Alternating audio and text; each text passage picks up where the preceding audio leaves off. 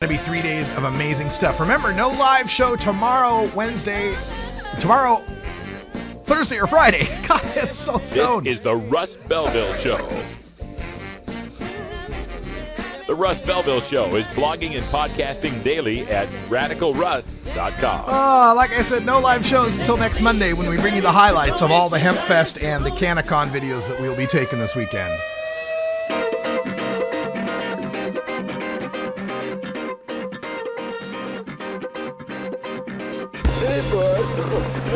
Now it's time for Toker Talk Radio, the voice of the marijuana nation. What are you people?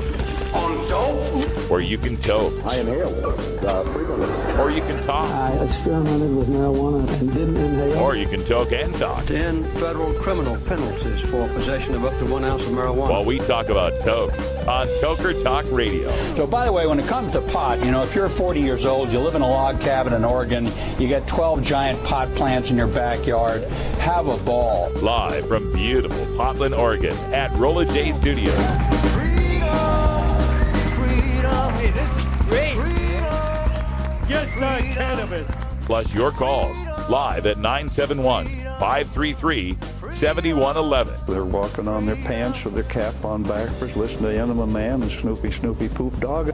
What's to keep somebody from getting all potted up on weed and then getting behind the wheel? Gateway theory doesn't work. It's a reality. Holland, is it real? Don't tease me. We're locking up people that take a couple of puffs of marijuana, and the next thing you know, they got 10 years. And now, here's your host, the guru of ganja graphics, the sultan of sativa statistics, and the worst nightmare of a reefer mad prohibitionist. A polite, perspicacious, productive pothead with a propensity for PowerPoint. Radical Russ Belville. All right, everybody, welcome back. 4:02 in the Pacific Time Zone here. I'm Radical Russ Belville, bringing you Toker Talk Radio. You can toke, you can talk, etc., etc. I am trying my best to try to get my favorite picture of the day up on the screen for you. My software doesn't want to behave, but here we go. No, still not behaving. You're going to make me move this manually, are you? All right, let's see what we can do here. All right, favorite picture of the day. There you have it, ladies and gentlemen. Mark Emery smoking his first joint in 5 years. Yay, there we go. Mark Emery is free.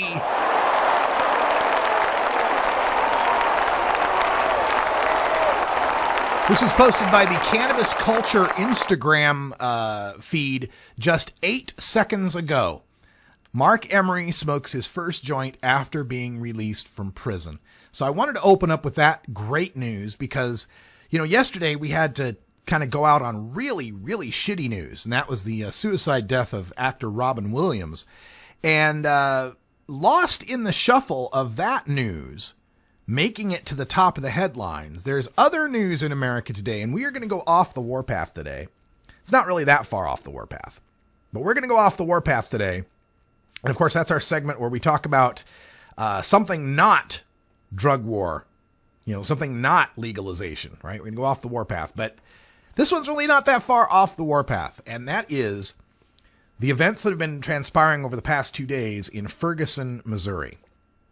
If you don't know, if you're new to the story, in Ferguson, Missouri, a young black man named Mike Brown was gunned down by a white police officer, according to eyewitness accounts, after refusing to get off the street. Apparently, he and a friend were walking down the street, and as they were walking down the street, the cops told them to get up off onto the sidewalk. And then the kids allegedly flipped him the bird. And for that, the cop decided to chase down the youngsters. And let me get the actual eyewitness report. And you're seeing right now on your screen a picture from Ferguson, Missouri, where there have been protests that have been going on for the past 2 days, including some violent looting, burning. Police using tear gas, wooden and rubber bullets, beanbag rounds,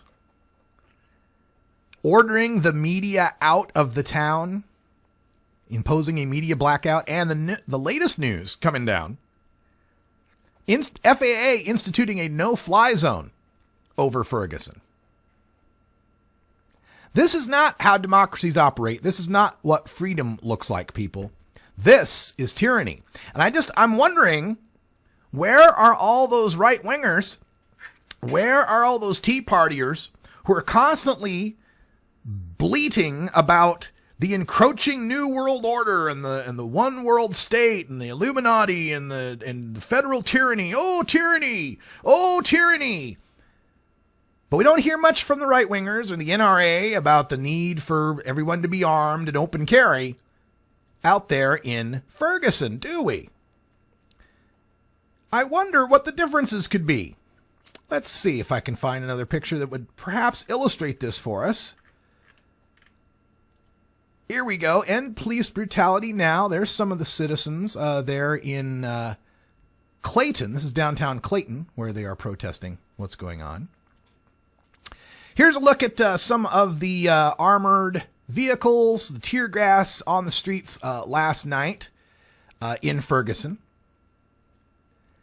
Gee, where are all my conservative friends that I'm constantly battling with on Twitter who keep telling me we need to have weapons, we need to have firearms to be able to go up against the federal government if it ever decides to, be tyrannical and take over the citizenry and take away our rights and such? Now, when it was the Clive Bundy Ranch, when it was a rancher down there in Nevada who was openly defying the law and not paying his taxes for 20 years or his fees for 20 years, that was a cause celeb for the right-wingers and the gun folks who said, oh my God, federal tyranny, they're asking him to pay a debt that he owes, federal tyranny. They're asking him to settle a dispute over land that has been adjudicated by numerous courts under a constitution. Tyranny, federal tyranny. Oh my God, the tyranny. So much tyranny that a lot of the protesters there at the Bundy Ranch brought their weapons, strapped on a couple of long rifles. One guy, I remember the iconic picture of the one guy with a sniper rifle up on the freeway between the highway berms there.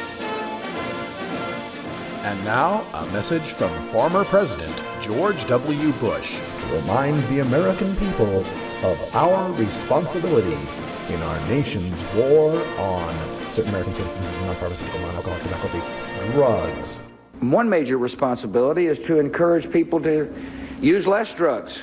That's right, America, use less drugs. Put down the Prozac, the Vioxx, and the Levitra, and turn to the herb. Use less drugs. Our national policy is no longer just say no, it's now just slow down. You get me too high. I overanalyze. If you've ever been too high, then you can sympathize. You get me too high. And I start to fly if I said some silly thing, and that's the reason why. 420 Radio, freeing your mind 24 hours a day. All right, sorry for the abrupt break on that. I'm so into this story that I lost track of what was going on. But as I was discussing, of course, the Bundy Ranch, you had a guy who didn't pay his bills. That was federal tyranny. And so a whole bunch of folks had to show up, protest, bring their guns with them, set up sniper positions against federal agents. And that was, that was the Second Amendment, and that was the Constitution, and, refreshing our liberty and all of that. But when Mike Brown, a teenager, is gunned down in Ferguson, Missouri by cops, and people come out to protest that, why, they're met with tear gas and rubber bullets.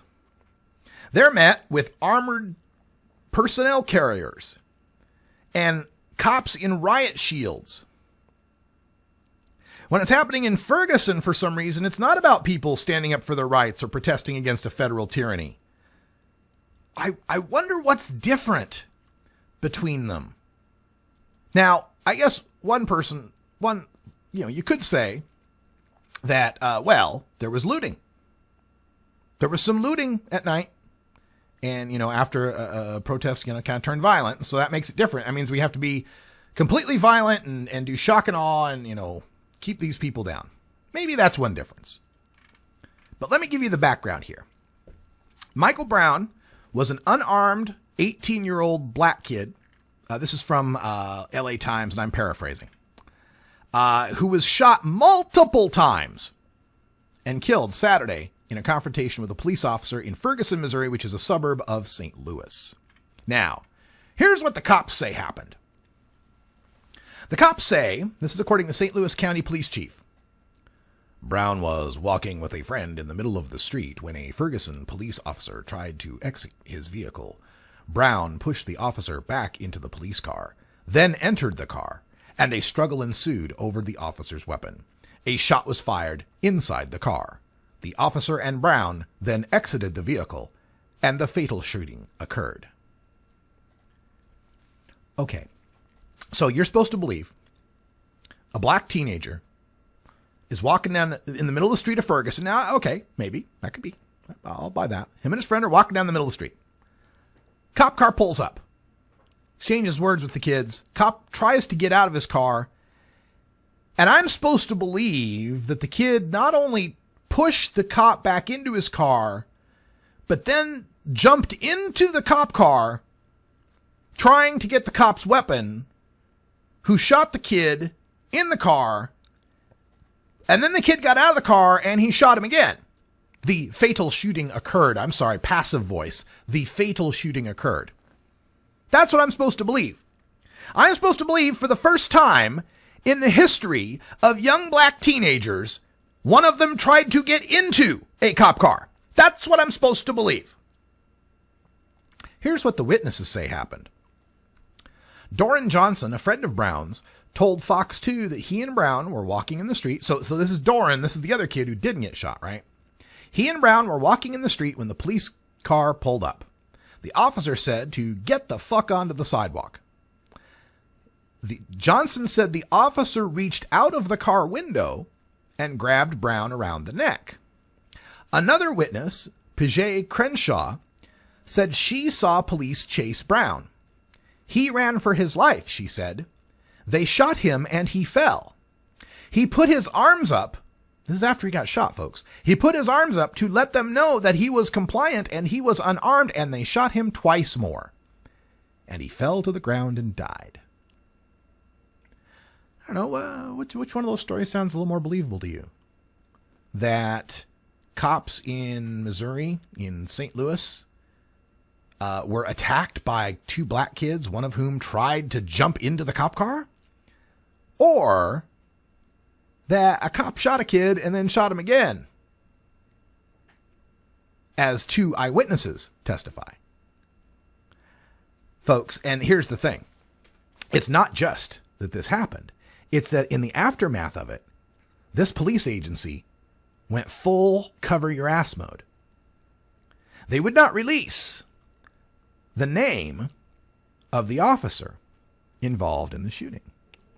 They would not even release the race of the officer involved. They would not release any detail about the shooting. Now, the eyewitnesses say cop was white. And given that on the Ferguson Police Department, there's only like 3 minorities, I believe. Let's see. Here we go. Ferguson's police officers, 53. 3 are black, 2 of whom are other minorities. The rest are white. 3 of the officers are women and 50 are men. So even just statistically speaking, it's most likely, just probability-wise, that it was the white cop that shot the black kid. Now, why would the people be so upset? Aside from, a teenager being gunned down in the street. Well, blacks make up 65% of Ferguson's population, yet they accounted for 93% of arrests after traffic stops, 92% of searches, and 80% of traffic stops in the city last year. Now, this was because they were already under not probation, but some sort of supervision for charges of racial profiling and racist enforcement of laws as it was. And year after year, they had to report to the Attorney General's office. They had a criminologist who would do a report for the Attorney General to see how well they're doing, and the problem's only gotten worse. Now, blacks in Ferguson are twice as likely as whites to be stopped by police, even though police find contraband on 34% of whites versus 22% of blacks. Yeah, you pull over white people twice as often, even though 1/3 of the time you pull over a white guy, you find something illegal, versus almost 1/5 of the time you find something illegal on a black guy. But you're still pulling over the white guys half as often. So, gee, why are the people protesting? Why are they so upset? Well, police arrested 32 people on Sunday for theft, assault, or burglary, and 11 to 15 people were arrested during Monday night's protest. And again, this is where they're putting out tear gas, and you're getting these scenes of the military playthings on American streets. And this ties right in to the drug war. Where do you think these people got all these weapons from? Where do you think the armaments come from? These are all drug war, usually used on the drug war, and people didn't seem to have much concern about it when it was just being used on druggies. But now that it's our own police officers in gas masks, helmets, body armor, zip ties on their back, and automatic pistols in their hands, and one unarmed black man. This is the America we're living in now. And the drug war has so much to do with this. There you go. Armored vehicles. We are living in a police state, people. This is a police state.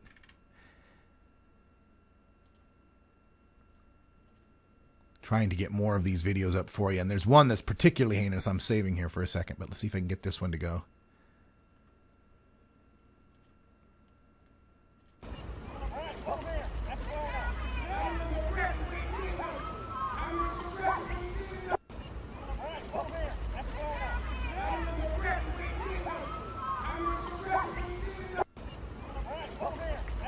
People are the media's been pushed out supposedly for their own good.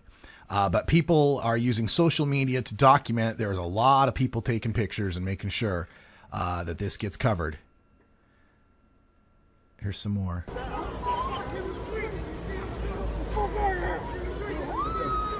Oh, that's a police officer pointing a gun at the person who's filming. This is America, folks.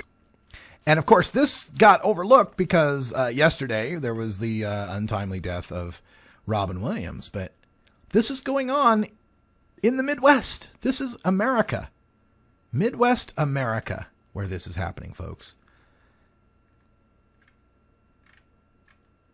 These are some of the pepper balls. Now, supposedly, the cops were shooting rubber bullets, but these pepper balls were found in the grass, lying around where the cops were shooting at people. There's the information that came across the CNN news explaining how, as far as vehicle stops go, 686 686 white people were stopped, 47 were searched. Black folks, 4,600 were stopped, 562 were searched. And part of the problem that happens in a situation like this is there's been so much tension and anger and frustration and injustice that people have suffered through, that the lesser of them, those with lesser morals, those with lesser discipline, are going to react violently and maybe even just take advantage of it. Maybe they don't even give a shit, but it's like, hey, fuck it, we'll just loot the store. Which then gives the other side the ability to say, aha, see, it's all violent. They're violent people. They're terrible, violent people, and that's why this happened. When we come back from break, I'm going to show you a screen cap of the Facebook page of the wife of the chief of police to give you some idea what the thought process is of these people. Let's see if we can get this graph up. Here we go. The racial profiling data for the Ferguson Police Department. That's being posted. Anonymous has already posted the name, address, phone number of the police chief. And Dr. Carl Hart has a great tweet here. Be careful not to turn Michael Brown killing into a Ferguson problem. It's a U.S. problem. Note the silence of national political leaders. That's right. Obama could interrupt his vacation to tweet about Robin Williams' death. But not a word so far about Ferguson, huh? By the way, the FAA has banned flights over Ferguson that are under 3,000 feet. That's basically the area where news helicopters fly. Gee, what a coincidence. Hey, we've also got a special guest joining us, Mr. Benjamin, and some of his music when we come back. 420 Radio, your ticket to Seattle Hemp Fest. Join us for the International Cannabis Business Conference September 13th and 14th in the Portland Ballroom at the Oregon Convention Center. The International Cannabis Business Conference will focus on the emerging cannabis industry in Oregon, the United States, and around the world, putting you in front of the industry's foremost entrepreneurs, political leaders, and attorneys. Also showcasing over 40 cannabis-related industry exhibitors, offering VIP lunches and free nightly networking events. Prepare yourself for America's next great industry. I don't use marijuana, but as a teacher of 36 years, I can tell you lots of other people use it. I don't believe in prohibition. I don't think it works. Prohibiting it hasn't stopped anybody from getting a hold of it. I would like to see it regulated so that maybe kids can't get a hold of it so easily. I know they get a hold of it now very easily. I support a new approach to marijuana.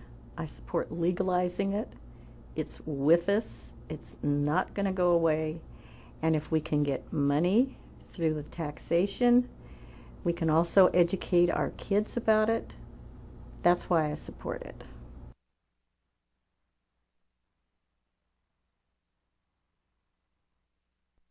Georgia. Hi, this is Willie Nelson. Alcohol prohibition didn't work in the 1920s, and marijuana prohibition isn't working today. It's time we stopped arresting responsible marijuana smokers. It's the fair thing to do. For more information, contact NORML, the National Organization for the Reform of Marijuana Laws. Call toll-free 888-67-NORML or visit their website at norml.org. Are you a hypocrite? If you live a closeted cannabis lifestyle, you are. Read about 7 people living a closeted cannabis lifestyle who are on the verge of coming out in The Hypocrites by Mara K. Eaton. Available at areyouahypocrite.net. You can purchase the book on Amazon and Barnes & Noble, also available on iTunes. Check out Mara K. Eaton on Facebook as well. Learn more at areyouahypocrite.net.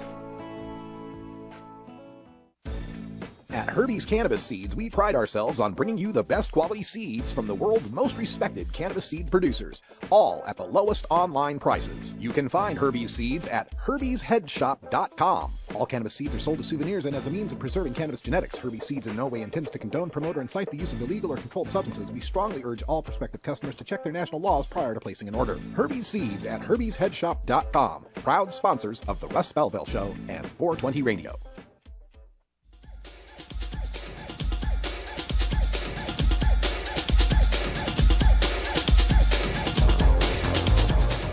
Everyone knows music and marijuana go together, so let's wind up our 20 after break with the Russ Belville Show's Daily Toker Tunes, the best in pod-safe 420 music from around the web.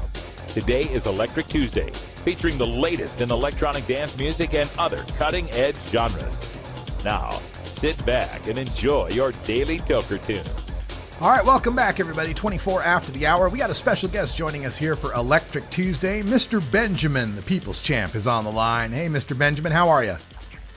How you doing, man? I'm good. Hey, 206, you Washington State? Yep. Right on, Born and raised in Washington. How's the world of legal weed treating you? You said what? I say, how is the world of legal weed treating you?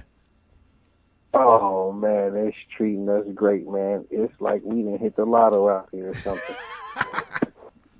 a good thing. Are you heading up the Seattle Hemp Fest this weekend? Yep, I sure will. I'll be hanging with my buddy Rick Cusick and High Times this weekend at the Hemp Fest. That's right. Rick Cusick will be out, High Times crew. I know he's Rick's speaking at like the bass drop stage and a couple other stages as well. So is it just hanging out? You doing any performing? I don't know. I don't know yet, man. You know, I can't. That is nothing written in stone.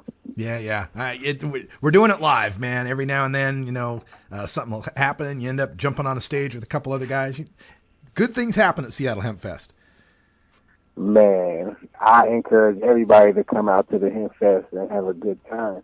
Yeah, it's going to be a real good time, and real good time with real good music. And you bring us some great music here for our 420 break. And tell us what's happening with your career. I mean, is this new album? You got websites people can get to and stuff? Yeah, you can check out the Ultimate Party Anthems on iTunes right now. You can go check me out on Instagram at Mr. Benjamin 2008. That's MrBenjamin 2008 on Instagram, Facebook, YouTube. You can find me everywhere. Right on. Mr. Benjamin 2008 on all the social media. We'll make sure to follow you from our accounts as well. And so the 2008, is that when you started breaking into the music biz? Actually, 2008 always been a code of mine, man, to where it's just like some futuristic, you know, next generation type stuff, man.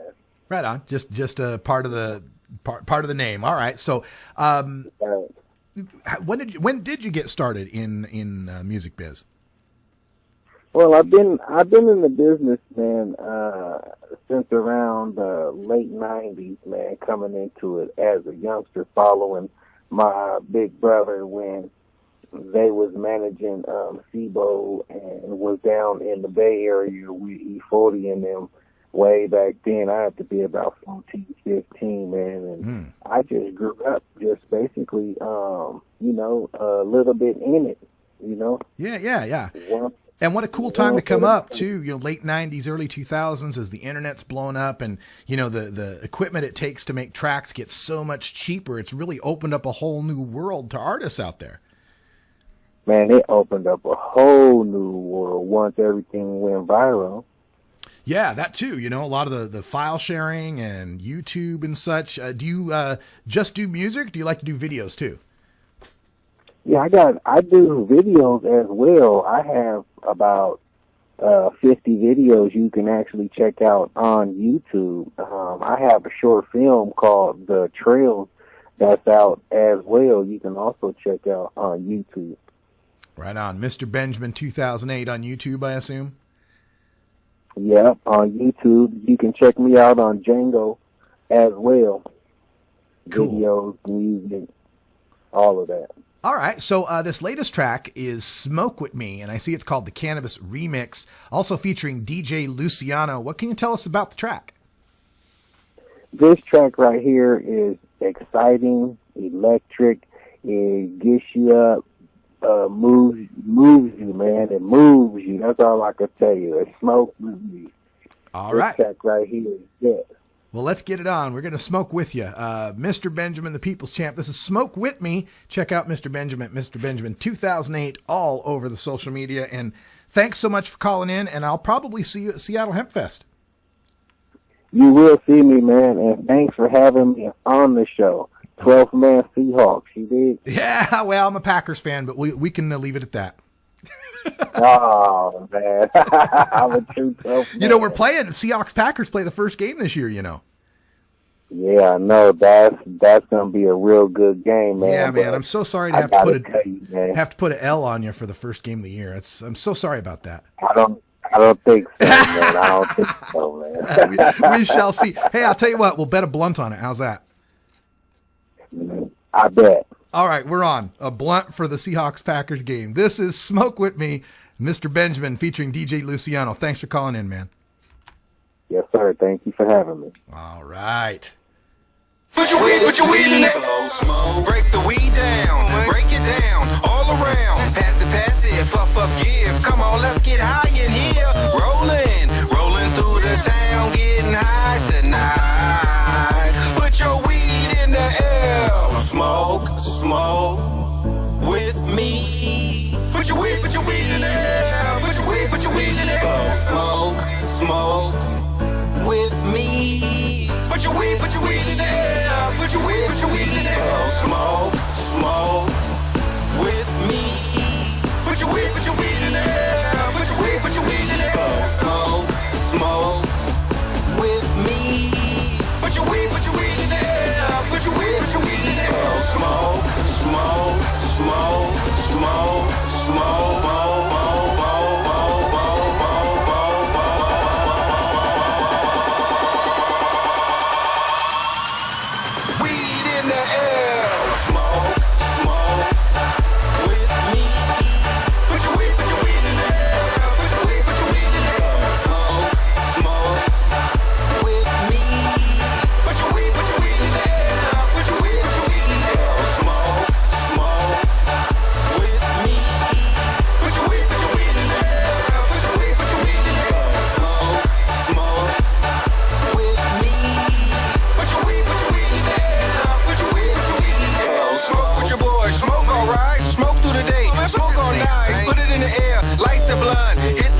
Zoned out, Kush real good, in the air real good, Kush real right, let's smoke all night.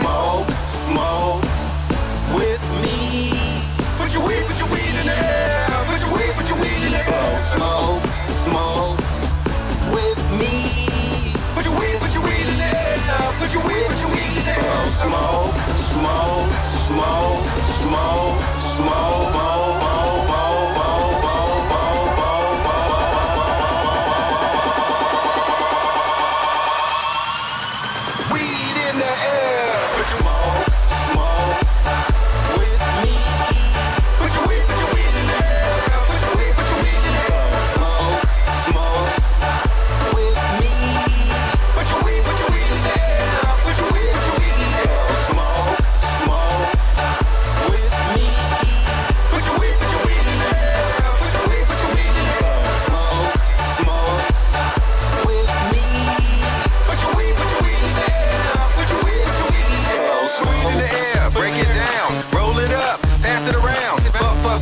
Let's all smoke, bowl and a half, take a toke. Inhale smoke on the bone. Can't feel my face, Kush got me numb. Bear with me while I hit this. Eyes all red, y'all my witness. Smoke.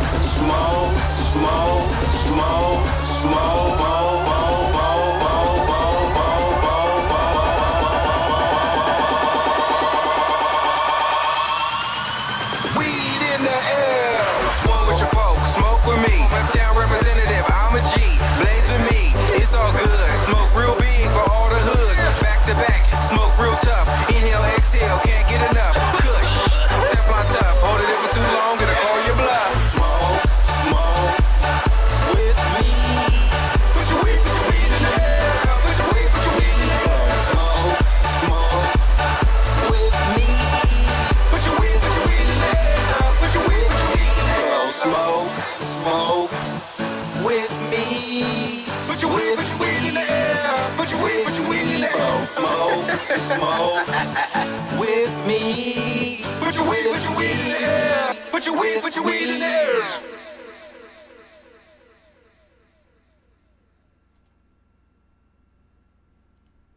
.420 Radio, your ticket to the High Times Cannabis Cups.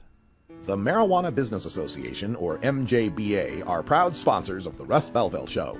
It is the mission of the MJBA to establish integrity and common market standards, provide market intelligence, and develop best ethical business practices for participants in the emerging legal marijuana industry, including commercial hemp, medical marijuana, and recreational marijuana for adults. Learn more about the Marijuana Business Association and visit mjba.net to join today. That's mjba.net.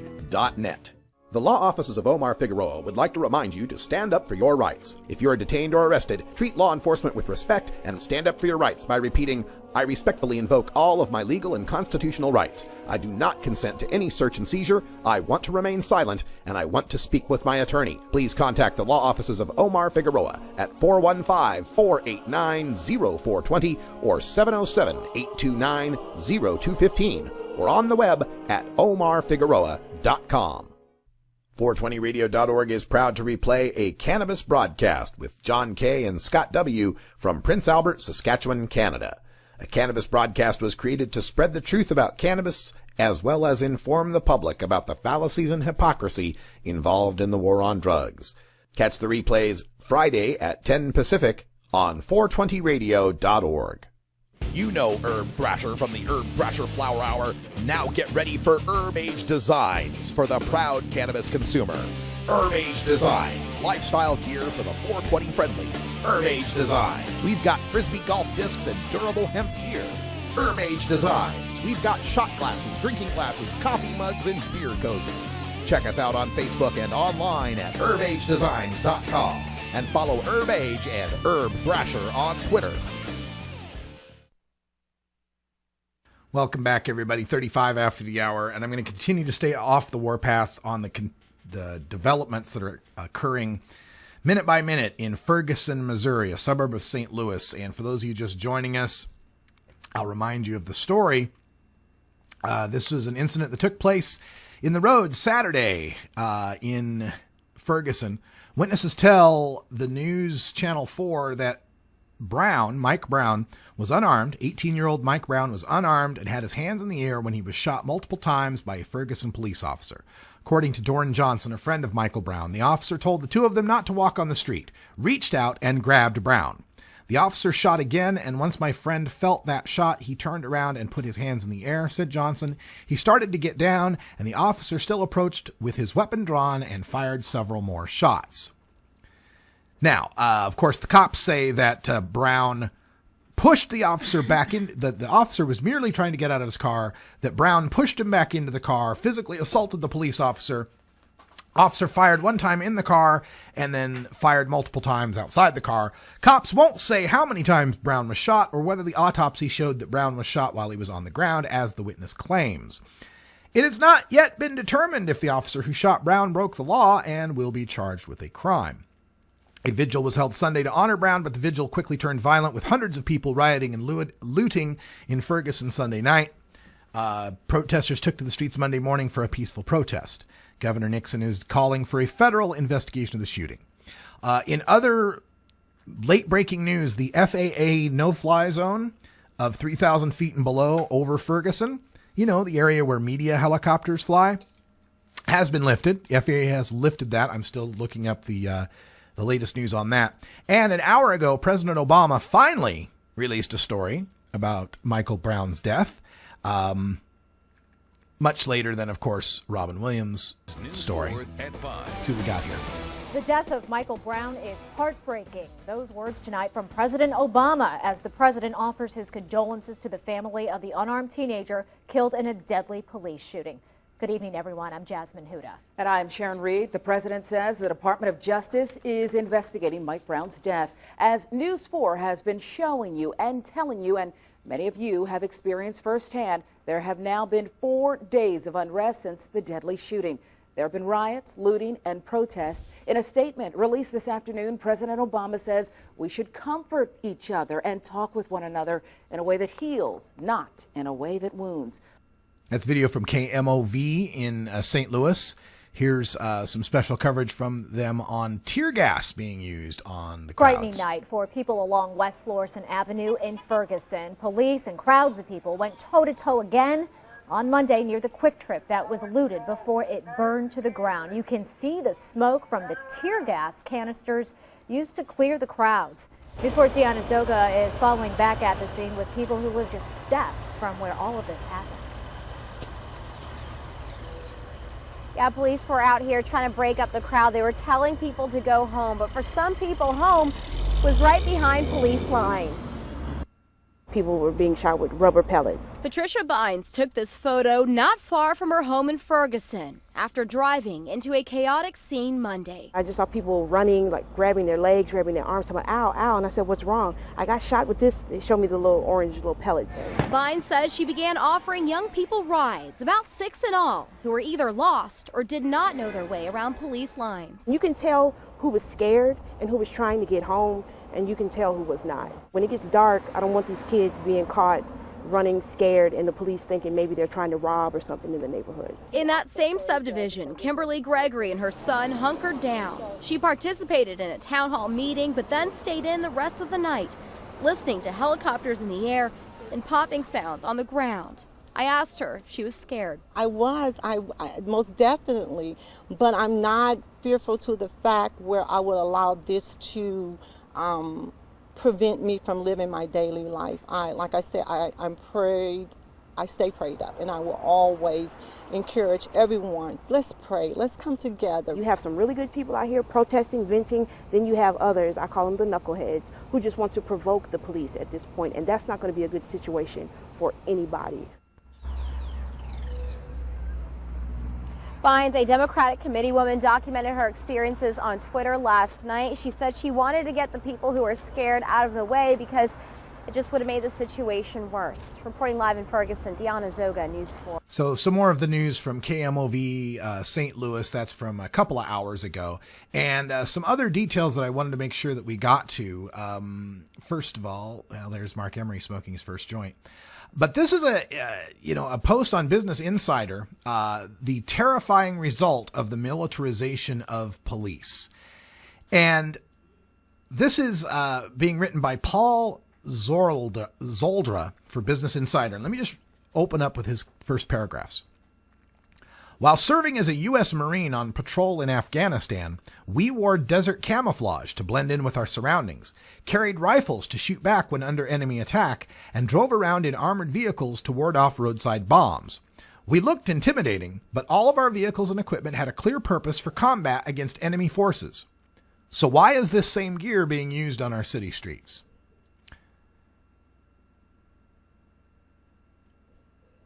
The uniform would be mistaken for a soldier's if it weren't for their police patches. They wear green tops, pants fashioned after the U.S. Marine Corps' Marpat camouflage pattern, and they stand in front of a massive up-armored truck called a Bearcat, similar in look to mine-resistant ambush-protected vehicles, or as the troops who rode in them call it, the MRAP.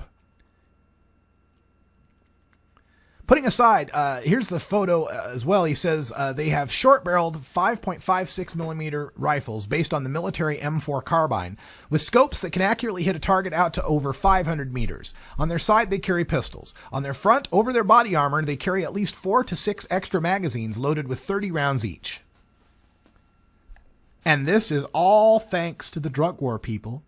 All this military gear that they are using in Ferguson, Missouri, they have it in your town too. In my little Canyon County town in Nampa, Idaho, they have some of this military gear. Little towns all across America got this gift from the Pentagon of all this military gear, supposedly to fight the war on drugs and to protect us from the terrorists. But of course, like any boy with a new toy, he wants to play with it. And boy, when a whole bunch of people start rioting and looting and in middle America, that's the time to use it. And I'm going through all the responses, and I get some of these right-wing responses from people saying, "Oh, let's all boo-hoo about the people who are, being put down by tear gas because they're looting and rioting." Folks, the armored vehicles, the armored people, the military assault weapons, all of that was appearing in Missouri, in Ferguson, before any of the rioting or looting started. They came out looking like this for the peaceful protest. So you come out looking like this, looking like you want to fight. And there are some people, as that one lady called them, the knuckleheads, who want a fight. And it just continues to escalate.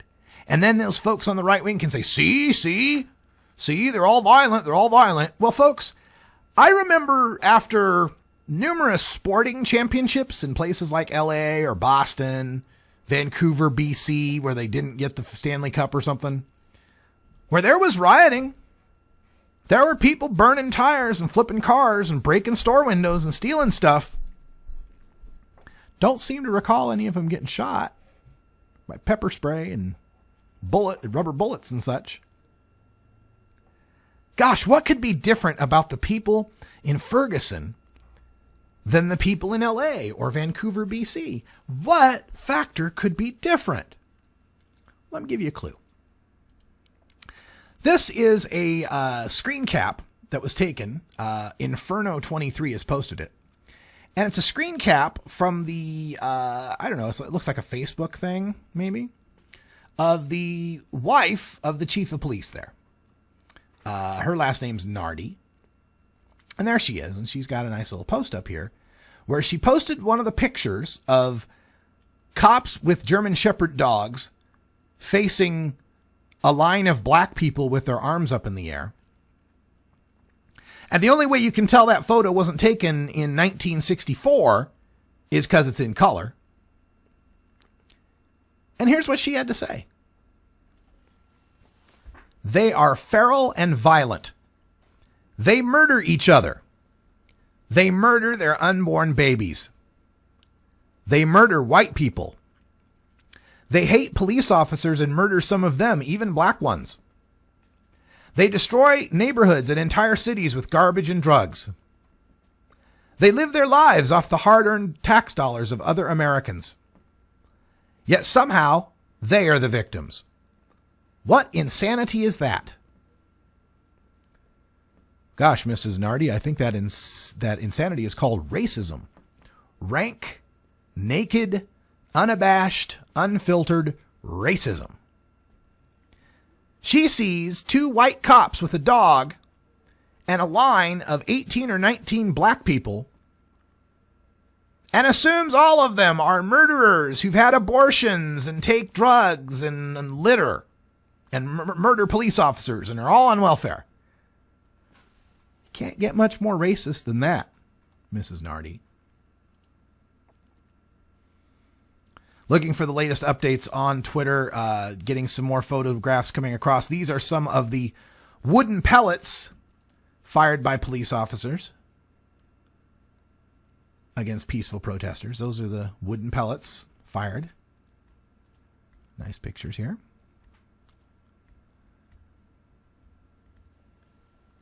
And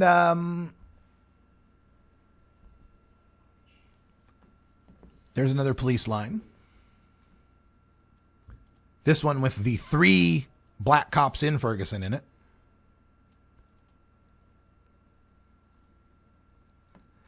Kids now are making this Ferguson photo the wallpaper for their phone.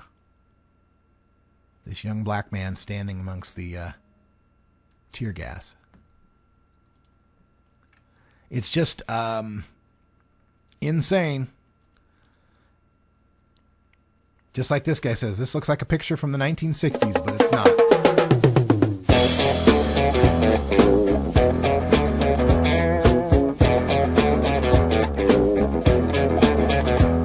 Elitist. Just like any other dishwashing, burger flipping, public school educated, self-employed, bar band, musician, National Guardsman, he's Radical Russ.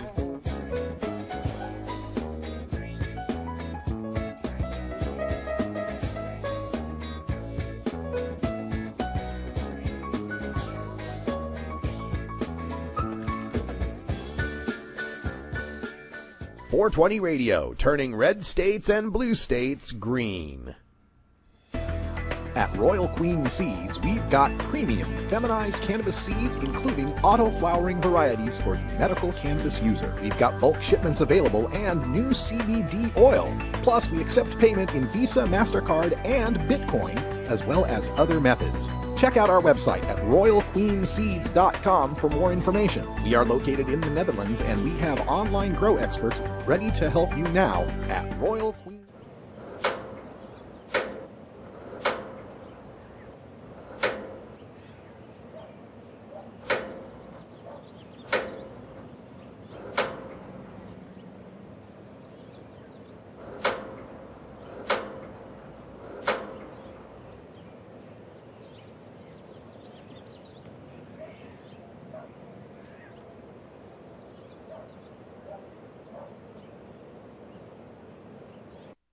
I want to ask you to help tens of thousands of sick Floridians who desperately need your help. They are suffering with illnesses such as cancer, ALS, AIDS, epilepsy, multiple sclerosis, debilitating injuries including paralysis, many terminal. I'm John Morgan of Morgan & Morgan. Pill mills are prescribing dangerous narcotics like candy. People get addicted and many die. Medical marijuana has been proven to give our loved ones relief they need, helping with pain, appetite, seizures, and spasms. Unfortunately, Tallahassee politicians refused to vote on the issue last session. They wouldn't even hear testimony from patients and their families. Therefore, we will take this act of mercy to you, the people. If you're willing to join this army of angels, email me at johnmorgan@forthepeople.com for information on how you can help us get this on the ballot in 2014. We need you. Let's do this for the people, for the really sick people. God bless you all. Welcome back. It's 50 after the hour, and this just in from TMZ, posted 12 minutes ago. Lauren Bacall, one of the leading ladies of the golden age of Hollywood, is dead. She had a massive stroke Tuesday morning at home, dead at age 89. Well, of course, we offer condolences, and we're sorry, and all the best wishes to the family and friends of Lauren Bacall, but my God, can Ferguson catch a break here or what? This huge story of racial profiling, racist cops murdering an unarmed teen, letting his body lay in the street for 4 hours, shutting down a town, turning it into a police zone, into a war zone, shutting down air traffic, pushing the media out, firing upon American citizens with rubber bullets, tear gas, beanbag rounds, and wooden pellets. And that story just can't catch a break because Robin Williams dies on the first day and Lauren Bacall dies on the second day. Hey, celebrities, could you just hang on for a little bit? Something important's happening. Typical. NBC News spent 10 minutes on Robin Williams yesterday, 2 minutes on the Mike Brown shooting. And it is sad that Robin Williams passed away, but which one of these is really news? God. All right, so let me go back. We're going to get some of the latest updates from the Twitter feed. Let's see. There's, of course, this picture. Let's see if we can get that picture up on the screen.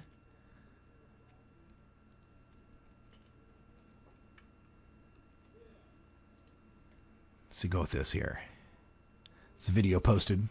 Across the city, a night of pure chaos. This is your warning. Leave the area. Disperse. People pushing the limit with police. None of y'all be man enough to stand up here. One black man. Racial tensions and nerves on edge.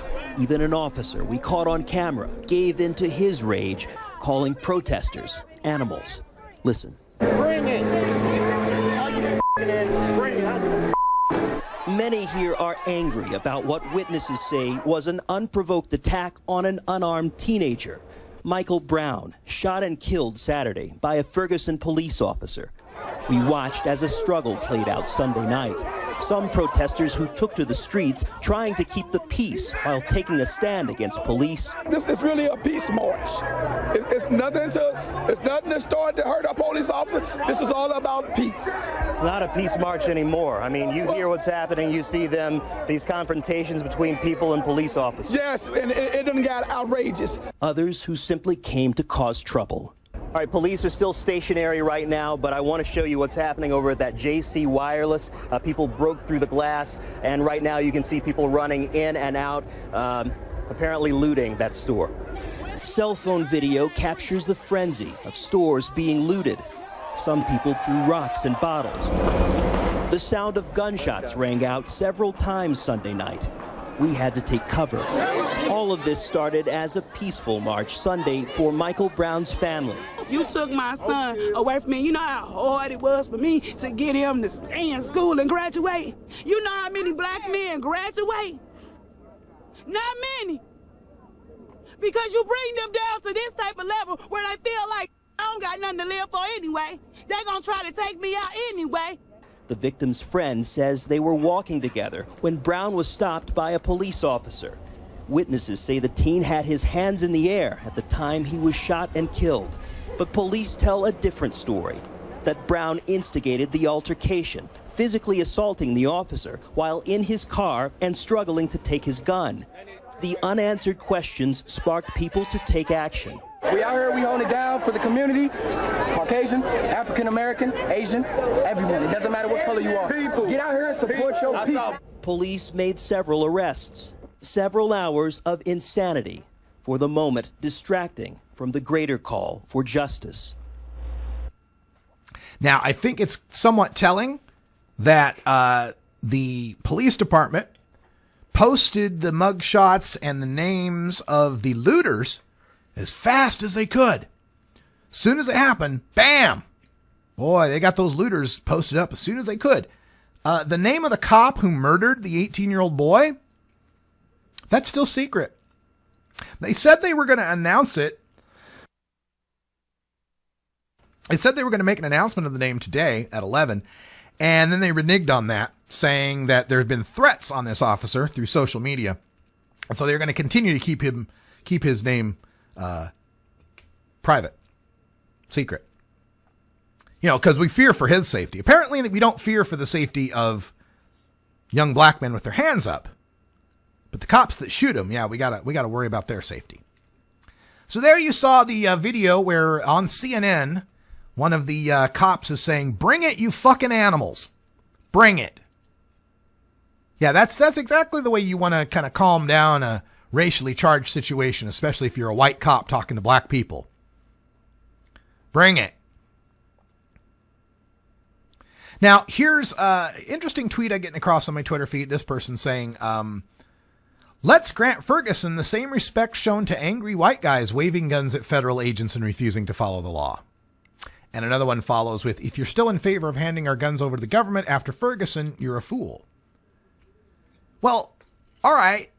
Are you suggesting that all the black people in Ferguson ought to go get their guns and start shooting at the police, or at least walking around fully armed right now?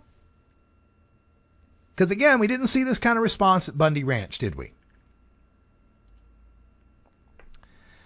More people are gathering at the site of the burnt out Quick Stop convenience store that was looted. And demonstrators distributing masks for gas. This is something I've seen coming across the Twitter feed on Ferguson as well. Kind of your homemade do-it-yourself instructions on how to make a gas mask out of a 2-liter bottle, out of some rubber stripping, out of one of those respirator masks that you wear, you know, the little cloth, you know, cover your face masks that you see Asian people wearing at airports for some reason. That probably sounded awful. I'm sorry. I just, I see wearing them. And then some vinegar, and that'll help against tear gas. So you can look that up on the internet. The instructions for that are going all around. And here's another picture of the young man with the military people. The tragedy of the police state is that it always regards all opposition as a crime, and there are no degrees. Absolutely true. Another view of that same picture, and I like this view in that you can see him from the back, but also scrawled on the postal box is "fuck the police." The tweeter on this one says, "As American as apple pie, institutionalized racism liberally applied by the militarized police state." Yep. And this is going around.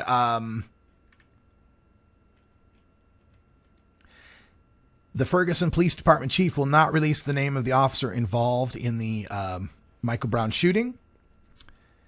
And of course, the quote by Dr. Martin Luther King Jr., who once said, "A riot is the language of the voiceless." Sad times here in America, and again, ending the drug war is a major part of making sure stuff like this never has to happen.